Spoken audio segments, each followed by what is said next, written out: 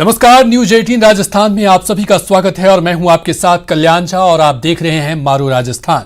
Bulletin में बात करेंगे किसानों की जो 18वें दिन भी आंदोलन पर बैठे हैं। वहीं बात करेंगे निकाय के रण की, जहां काउंटिंग जारी है तो कांग्रेस ने मौजूदा वक्त में बढ़त बना रखी है। बात बीटीपी और ओवैसी की करेंगे तो ओवैसी ने बीटीपी को साथ आने का न्योता दिया है। फिर दिखाएंगे आपको कहां लाखों का पकड़ा गया सोना।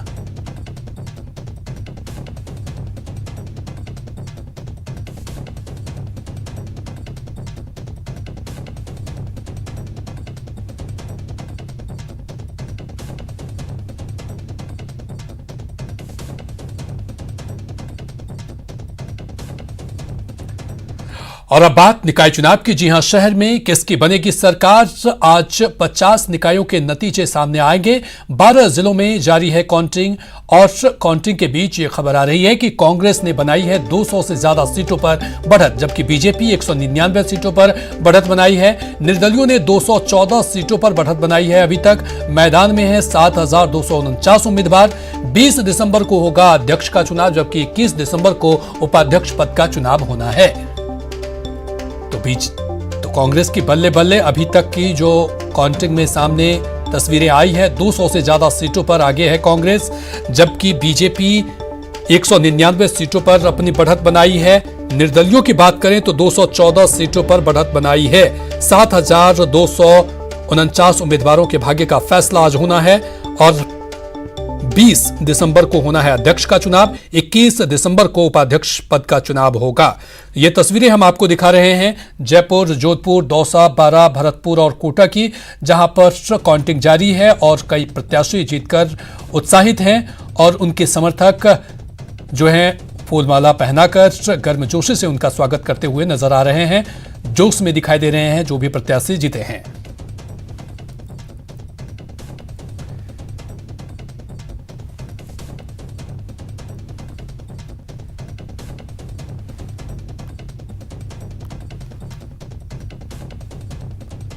तो ये तस्वीरें जीत के उत्साह की। चलिए यार, हमारे साथ बाबूलाल धायल संवाददाता जयपुर से जुड़े हुए हैं, जबकि करौली से धर्मेंद्र शर्मा हमारे साथ जुड़े हुए हैं। सबसे पहले बाबूलाल के पास। बाबूलाल, जो अभी तक की तस्वीरें सामने आई है उसमें कांटे की टक्कर, निर्दलीय की बढ़त, क्या देख रहे हैं, किस नजरिए से?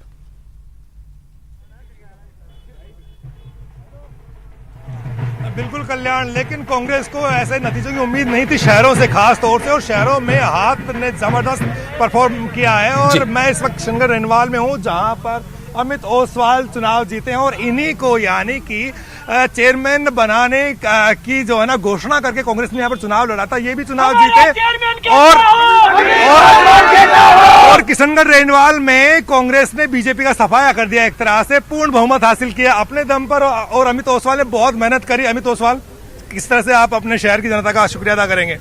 मैं रेनवाल शहर की समस्त जनता को बारंबार धन्यवाद देना चाहता हूं कि उन्होंने एक जो हमें जो मत और समर्थन दिया है और शांतिपूर्ण तरीके से जिस तरीके के मतदान किया है और पूर्ण तरह से कांग्रेस को बहुमत दिया है, तो मैं किशनगढ़ रेनवाल की जनता को बहुत बहुत बारंबार धन्यवाद देता हूं और कहना चाहूंगा कि जिस तरीके से उन्होंने सपोर्ट दिया है और जिस तरीके से कांग्रेस को समर्थन दिया है, हम हमें उम्मीद करते हैं कि आपकी अपेक्षाओं पर खरे उतरेंगे। जिस तरह के आपने वादे किए थे और अब आप जीत गए हैं, चेयरमैन बनना भी आपका लगभग तय है, तो ऐसे में आपने जनता से क्या वादे किए और जनता ने आपको भरोसा, आपके भरोसे पर जनता ने खरी उतरी? आपको लगता है कि आप क्या करेंगे आप जीतने के बाद? जिस तरीके से कांग्रेस पार्टी ने घोषणा पत्र जारी किया है, तो हमने मंथन और मनन करने के बाद में जो होने वाले सारे काम, न्याय संगत नीतिगत काम हम पूरी तरह त्वरित रूप से कराने की पूरी कोशिश करेंगे। क्योंकि रेनवाल में जो विकास के कार्य कांग्रेस की सरकार के समय में हुए हैं, आपके बीसलपुर की पानी हो, तहसील हो, कृषि मंडी हो, चाहे अभी हाल ही में हम लोग पंचायत समिति की भी घोषणा करा के लाए हैं, तो आपको पता है कि विकास के सारे काम जो भी महत्वपूर्ण आयाम कांग्रेस की सरकार में हुए थे और इसी आधार पर जनता ने हमें समर्थन दिया है कि एक बार सिर्फ फिर राज्य में केंद्र की कांग्रेस की। कितना मुश्किल था ये जीत हासिल कर पाना? बहुत बरसों से आप लोग इंतजार कर रहे थे कि रेनवाल शहर में कमल नहीं खिल रहा है, आपका बोर्ड नहीं बन रहा है, आपका चेयरमैन नहीं बन रहा है। काफी लंबे समय से हमें इंतजार था, लेकिन जब से 12 महीने 1.5 साल से हम लोग लगातार प्रयासरत थे, जनता से हमने डायरेक्ट सीधा जुड़ाव रखने की हमने कोशिश की और हमने कोशिश की कि लॉकडाउन जैसी एक महामारी का, जब कोरोना महामारी का एक दौर आया, उस समय कांग्रेस के सारे कार्यकर्ताओं ने विद्याधर सिंह जी के नेतृत्व में फुलेरा में हो, सांबर में हो, रेनवाल में हो, जनता के बीच में रहे। और यही हमें मुझे लगता है कि पंचायत समिति के बाद में एक सबसे बड़ा मुद्दा हमें इस बात का मिला कि जनता को यह एहसास हुआ कि अपना वो होता है जो दुख सुख में खड़ा होता है, और भारतीय जनता पार्टी की बजाय कांग्रेस के कार्यकर्ता, कांग्रेस की टीम जनता के बीच में रही। प्रशासनिक संबंधी कार्य हो चाहे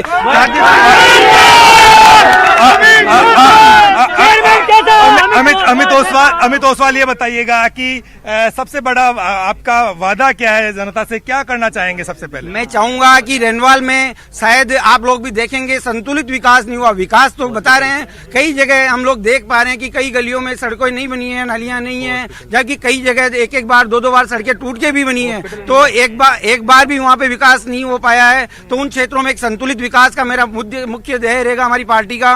तो हम हर गली में सड़क हो, नाली हो, बिजली हो, ये महत्वपूर्ण है। इसके अलावा हमारा हॉस्पिटल 1980 के बाद में अभी तक निश्चित तौर पर तो जो वादा किए हैं उन्हें निभाना भी पड़ेगा। आशीष शर्मा हमारे साथ जुड़े हुए हैं दौसा से। आशीष, क्या माना जाए कि 2 साल की गहलोत सरकार के लिए ये एक बहुत बड़ी जीत है, और ये ठप्पा कांग्रेस की जिस तरह से शहर में वृद्धि हुई है, जो तस्वीरें सामने आई है, उससे क्या लग रहा है? बिल्कुल निश्चित रूप से जैसे अभी जिला प्रमुख और प्रधान के चुनाव हुए थे उसमें कांग्रेस को काफी कमजोर प्रदर्शन रहा था, लेकिन अब जो शहरों का जो प्रदर्शन चल रहा है, जो शहरों के निकाय के चुनाव हो रहे हैं, उसमें निश्चित रूप से कांग्रेस अच्छा प्रदर्शन कर रही है। हम दौसा की बात करें तो यहाँ 3 निकायों में आज परिणाम आ रहे हैं। बांदीकुई नगर पालिका का जो तस्वीर है पूरी तरह साफ हो चुकी है। हालांकि यहाँ पर सबसे अधिक जो प्रत्याशी जीते हैं वो निर्दलीय जीते हैं, और 16 प्रत्याशी यहाँ पर कांग्रेस जीते हैं, 18 प्रत्याशी निर्दलीय जीते हैं। साथ ही जो भाजपा के हैं वो केवल 6 प्रत्याशी जीते हैं। ऐसे में यहाँ पर निश्चित रूप से कांग्रेस अपना नगर पालिका का अध्यक्ष बना पाएगी, लेकिन जो निर्दलीय प्रत्याशी है उनका सहयोग जरूर लेना पड़ेगा। बात करें दौसा नगर परिषद की तो यहाँ 55 वार्ड है। 55 वार्ड में करीब 42 जो वार्ड पार्षद हैं उनके परिणाम आ चुके हैं। 42 में 18 जो वार्ड पार्षद हैं वो कांग्रेस पार्टी के हैं। इसके अलावा निर्दलीय भी यहाँ पर काफी अच्छा प्रदर्शन कर रहे हैं। तीसरे नंबर पर भाजपा है। ऐसे में दोनों ही जगहों पर कांग्रेस ठीक प्रदर्शन कर रही है, लेकिन यह स्पष्ट कहा जा सकता है कि दौसा और बांदीकुई में किसी भी राजनीतिक दल को स्पष्ट बहुमत नहीं मिलने वाला है। यहाँ पर निर्दलियों का बोलबाला है। ऐसे में जोड़ तोड़ करके कांग्रेस पार्टी अपना अध्यक्ष और सभापति बनाने में कामयाब हो सकती है, और इसकी कोशिश में भी कांग्रेस नेता जुट चुके हैं। विधायक मुरारीलाल मीणा अपने आवास पर जितने भी निर्दलीय प्रत्याशी जीत रहे हैं उनसे संपर्क साध रहे हैं, उनको बुला रहे हैं, ताकि यहाँ पर जो कांग्रेस का सभापति बनाया जा सके। लालसोट नगर पालिका की बात करें तो यहाँ पर भी निर्दलियों का बोलबाला है। हालांकि कांग्रेस यहाँ पर अच्छा प्रदर्शन कर रही है। उद्योग मंत्री प्रसादी लाल मीणा का इलाका है लालसोट। ऐसे में यहाँ पर कांग्रेस अच्छा प्रदर्शन कर रही है। लंबे अरसे से यहाँ पर भाजपा का बोर्ड रहा है लालसोट में, लेकिन पहली बार यहाँ पर कांग्रेस अच्छा प्रदर्शन करती हुई नजर आ रही है। निश्चित तौर पर हमारे साथ धर्मेंद्र शर्मा भी जुड़े हुए हैं करौली से। धर्मेंद्र, करौली की क्या तस्वीर है? क्या यहाँ भी कांग्रेस की बढ़त है या फिर क्या स्थिति है? देखिए, बताना चाहूँगा जिस तरह से यहाँ करौली में 4 विधायक कांग्रेस के हैं, बीजेपी के पास एक भी सीट नहीं होने के बावजूद भी जिस तरीके से बीजेपी दोबारा से उभर के आई है, उसने निश्चित तौर से यहाँ की जो तस्वीर है कांग्रेसियों के लिए परेशानी का सबब बन सकती है। अभी तक यहाँ पर करौली, हिंडौन और टोडाभीम की बात करें तो करौली में भी भाजपाई और निर्दलीय प्रत्याशी ज्यादा जीते हैं, और अभी कांग्रेस पीछे चल रही है। इसी प्रकार की कांग्रेस स्थिति हिंडौन और टोडाभीम में भी देखने को मिली है। थोड़ी देर में जब परिणाम आएंगे तब जाकर तस्वीर साफ होगी, लेकिन अभी जो तस्वीर है उसमें निश्चित तौर से भाजपा और निर्दलीय आगे दिख रहे हैं। जी, निश्चित तौर पर हमारे साथ बाबूलाल भी जुड़े हुए हैं। बाबूलाल, जिस तरह से यहाँ पर जनता का मैंडेट जिस तरह से देखा जा रहा है कि पार्टी वाइज तो है, बीजेपी को भी पड़ा है, कांग्रेस को भी, दोनों में कांटे की टक्कर है, कांग्रेस भले ही आगे हो, लेकिन निर्दलीय का जिस तरह से वर्चस्व यहाँ पर देखने को मिला है, निर्दलीय कहीं भी कम नहीं है। तो ऐसे में क्या लग रहा है कि जनता किस आधार पर वोटिंग की होगी? चेहरा पे, प्रत्याशियों के चेहरा पे, या फिर कोई खास मुद्दा होगा?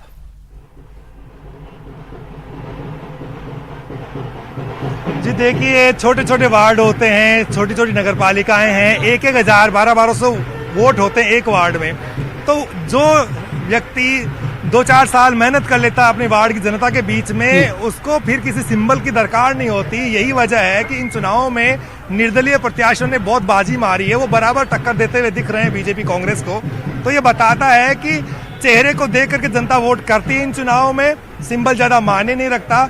और यही वजह है कि जब आप टैली देख रहे हैं बीजेपी कांग्रेस साथ में जो आजाद उम्मीदवार है, जो निर्दलीय जीते हुए हैं, तो उनकी तादाद भी अच्छी खासी है जी। लेकिन ये जो लोग हैं ये सत्ता के साथ हमेशा चला करते हैं, जो पार्टी का बोर्ड बनता हुआ दिखता है ये उसके साथ जाते हैं, बाड़ेबंदियों में शरीक हो जाते हैं। अभी आज भले ही नतीजे आ गए लेकिन जो उम्मीदवार चुनाव जीते हैं वो यहाँ पर नहीं है। वो लोग बाड़ेबंदी में कैद है, कोई 100 किलोमीटर दूर है, कोई 200 किलोमीटर दूर है। तो कोई भी पार्टी जब चुनाव लड़ती है तो पूरी रणनीति के तहत वो जब तक कि उनका चेयरमैन नहीं बन जाए, वाइस चेयरमैन नहीं बन जाए, तब तक वो अपने जीते हुए प्रत्याशियों को छोड़ती नहीं है, वो अपने बाड़े में बंद रखती है ताकि किसी भी तरह की ढील देने की स्थिति में कोई चूक ना हो जाए। और कांग्रेस के लिए बहुत ही सुखद संकेत हैं जो नतीजे आ रहे हैं, वो तो यही इशारा कर रहे हैं कि शहरों में कांग्रेस की स्वीकार्यता बढ़ रही है, चाहे इसके पीछे जो चाहे कारण हो। लेकिन आज के नतीजों से तो प्रदेशाध्यक्ष गोविंद डोटासरा और मुख्यमंत्री अशोक गहलोत खुश भी हो सकते हैं कि शहरों की जनता ने आखिरकार कांग्रेस के पक्ष में निश्चित तौर पर बाबूलाल कहा जाता है कि बीजेपी जो है वो शहरों की सरकार है, बीजेपी जो है वो शहरों में ज्यादा वर्चस्व रखता है। लेकिन इस नतीजे के बाद क्या माना जाए कि ये मिथ टूटने वाला है?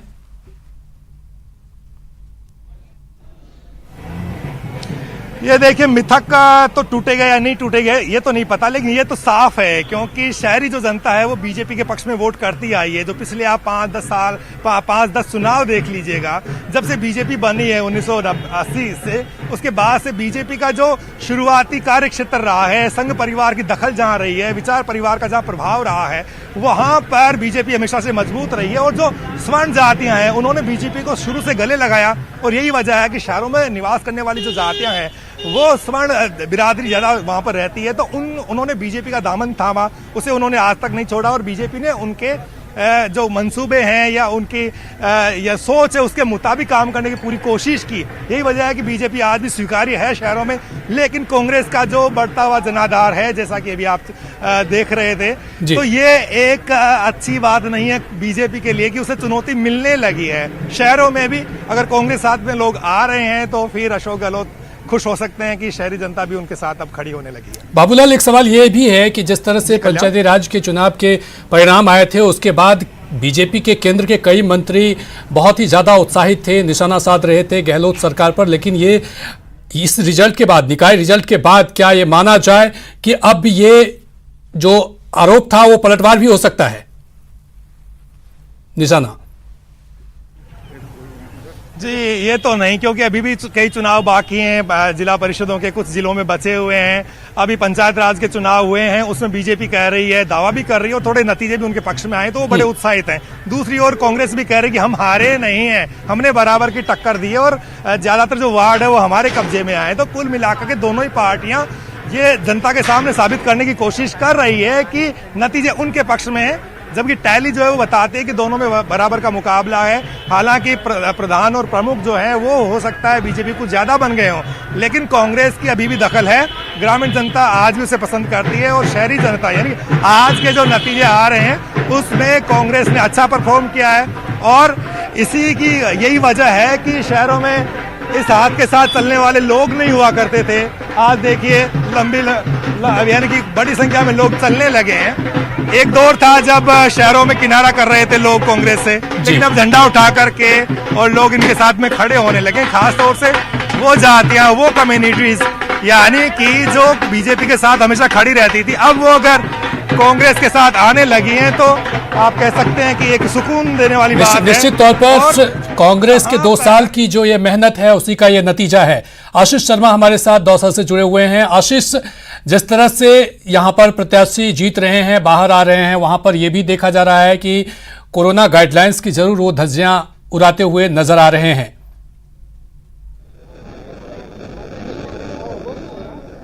बिल्कुल, निश्चित रूप से जैसे ही जीत के बाद प्रत्याशी अपने वार्ड में पहुंच रहे हैं तो वहां पर सोशल डिस्टेंस की निश्चित रूप से धज्जियां उड़ रही है, जगह जगह मिठाइयां बांटी जा रही है, आतिशबाजी की जा रही है। जबकि राजस्थान के मुख्यमंत्री अशोक गहलोत ने आतिशबाजी पर प्रतिबंध लगा रखा है, उसके बावजूद भी दौसा में जगह जगह आतिशबाजी की जा रही है, जुलूस निकाले जा रहे हैं। ऐसे में सोशल डिस्टेंस की निश्चित रूप से धज्जियां उड़ रही है, क्योंकि जीत के जश्न में जो पार्षद है वो ऐसे डूब गए हैं कि वो कोविड-19 की गाइडलाइन का पालन नहीं कर रहे हैं।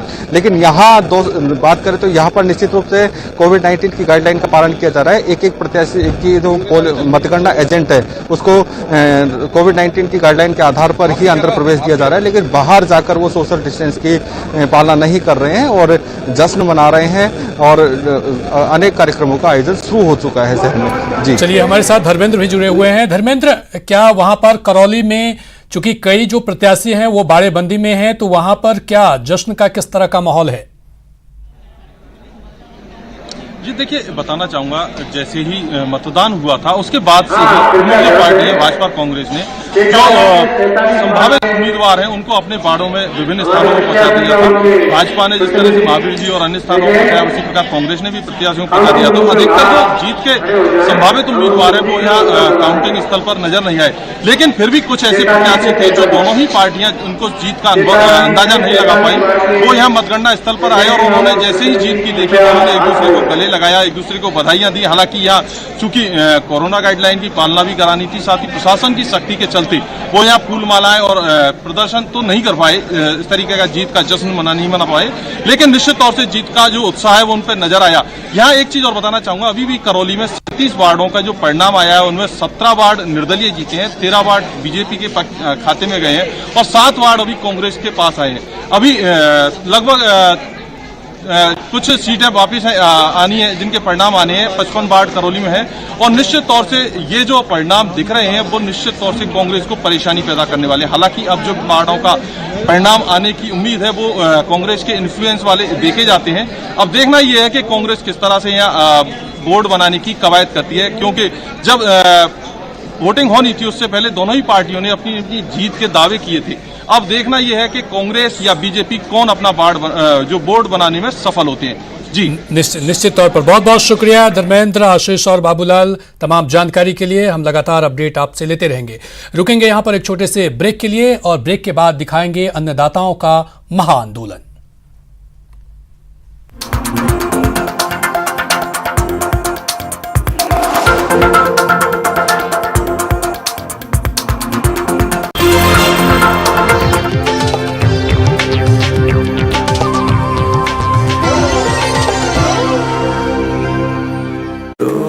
चला बनाने मिलेगा बिल्कुल नए अंदाज में जब आएगा ऑटो में रिपोर्टर, रोज रात 8:26 पर सिर्फ न्यूज 18 राजस्थान पर।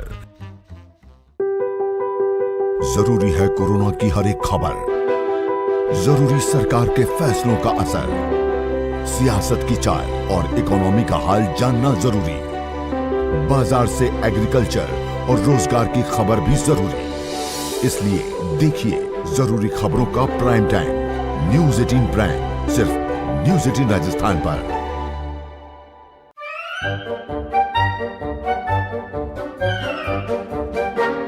अखबार हुआ ठप, आउटडोर हुआ बेकार, टीवी ही दे रहा है विज्ञापन को तेज रफ्तार।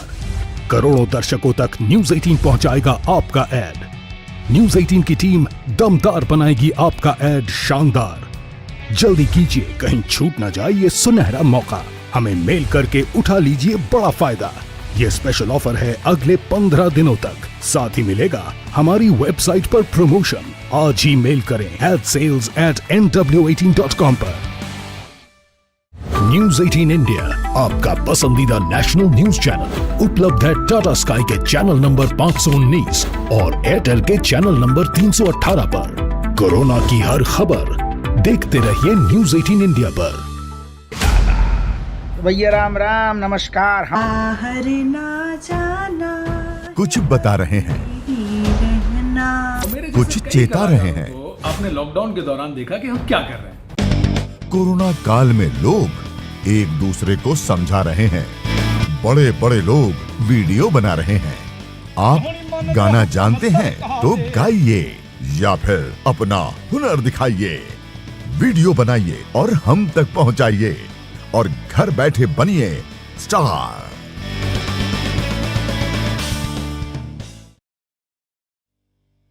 न्यूज 18 इंडिया आपका पसंदीदा नेशनल न्यूज चैनल उपलब्ध है डिश टीवी के चैनल नंबर 663 और D2H के चैनल नंबर 306 पर। कोरोना की हर खबर देखते रहिए न्यूज 18 इंडिया पर। अहम है विचार सरकार के फैसलों पर, लोगों का रेजिस्टेंस सड़कों पर। जरूरी है खरी बात हर किसी की भागीदारी पर, और सवाल उठाने से ही मिल पाएगा जवाब। उनकी चिंताएं किस तरह की? आप कोरोना से लड़िए, आपके लिए हम करेंगे कोरोना पर हर एक सवाल। प्राइम डिबेट सिर्फ न्यूज 18 राजस्थान पर। पेट सफा आयुर्वेदिक चूर्ण, पेट सफा हर रोग दफा।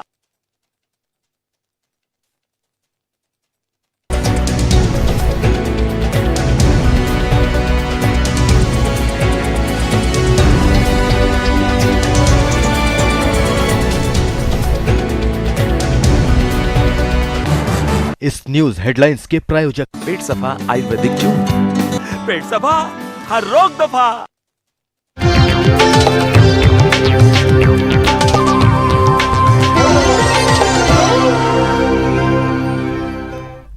ब्रेक के बाद एक बार फिर से आप सभी का स्वागत है। बात किसान आंदोलन की करेंगे। किसान आंदोलन पर बड़ी खबर आ रही है कि आज शाहजहांपुर बॉर्डर पर जुटे हैं किसान। राजस्थान हरियाणा के किसानों का वहां पर पड़ाव है। करीब 50 संगठनों की बनेगी साझा रणनीति।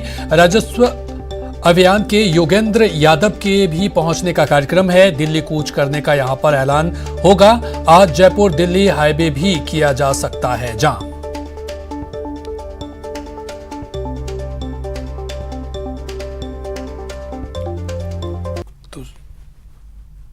तो ये तस्वीरें जयपुर से। आज हाईवे जाम करने की भी आशा। आंदोलन को लेकर कड़े एहतियात बरते जा रहे हैं। इस वक्त हम राजस्थान हरियाणा बॉर्डर पर शाहजहांपुर में मौजूद हैं और आप सुरक्षा बलों का इंतजाम देख सकते हैं। हरियाणा पुलिस ने भारी सुरक्षा इंतजाम यहां पर किए हैं। सैकड़ों पुलिस कर्मियों को यहां पर तैनात किया गया है ताकि किसी भी तरह से किसानों को दिल्ली कूच से रोका जा सके। किसानों को जो भी किसान आ रहे हैं हरियाणा राजस्थान के जो किसान हैं उन्हें शाहजहांपुर बॉर्डर पर ही रोका जा रहा है और यहां से आगे जाने की इजाजत नहीं दी जा रही है। रैपिड एक्शन फोर्स यहां पर तैनात की गई है। इसके साथ ही वज्र वाहन यहां पर तैनात कर दिए गए हैं। सुबह से ही वो पुलिस के आला अधिकारी और प्रशासनिक अधिकारी वो यहां पर डेरा जमाए हुए हैं। आज किसानों का ऐलान है कि दिल्ली कूच किया जाएगा और राजस्थान से की ओर से वो किसान कुछ देर में रवाना होंगे कोटपुतली में और ऐलान है कि आज दिल्ली कूच किया जाएगा। तकरीबन 50 संगठनों की आज रणनीति बनेगी। ड्रोन से भी यहाँ निगरानी रखी जा रही है। ड्रोन वो यहाँ पर उड़ाकर वो निगरानी रखी जा रही है पूरे इलाके में, क्योंकि आज हाईवे जाम करने की भी आशंका है। ऐलान ये किया गया है कि जयपुर दिल्ली हाईवे वो किसान जाम करेंगे। तो हरियाणा पुलिस वो कड़ी सुरक्षा बरते हुए है और किसी भी सूरत में किसानों को यहाँ से आगे बढ़ने नहीं दिया जाएगा। इसके पूरे इंतजाम यहाँ पर किए गए हैं और कई दिनों से इसी तरह का जमावड़ा वो राजस्थान हरियाणा बॉर्डर पर देखने को मिल रहा है। और जिस तरह का ऐलान है किसानों का कि वो दिल्ली कूच करेंगे तो उन्हें हर कीमत पर वो रोकने की रणनीति यहाँ पर तैयार की जा रही है। कैमरामैन दिलीप चेची के साथ दिनेश शर्मा, न्यूज 18 हरियाणा बॉर्डर। चलिए और अधिक जानकारी के साथ दिनेश हमारे साथ लाइव जुड़ चुके हैं। दिनेश, अब की स्थिति क्या है? क्या किसान वहां पर जुटने लगे हैं?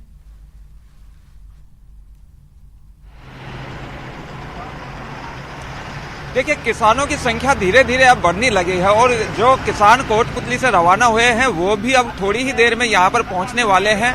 अभी हम यहाँ पर हरियाणा बॉर्डर पर है। ये बिल्कुल राजस्थान और हरियाणा का बॉर्डर है और आप पुलिस की तैयारी देख सकते हैं। हरियाणा पुलिस की आप तैयारी देखिए कि कितनी बड़ी संख्या में जवान यहाँ पर तैनात किए गए हैं। सैकड़ों जवान वो सुबह से यहाँ पर तैनात हैं और किसी भी सूरत में वो किसानों को यहाँ से आगे बढ़ने नहीं दिया जाएगा। आप तैयारियां देखिए, बाकायदा वो ड्रोन से भी निगरानी यहाँ पर रखी जा रही है। ड्रोन यहाँ पर उड़ाया जा रहा है क्योंकि हाईवे भी जाम करने का ऐलान है किसानों का, तो वो हाईवे किसी भी सूरत में जाम नहीं होने दिया जाएगा। ये तैयारी है।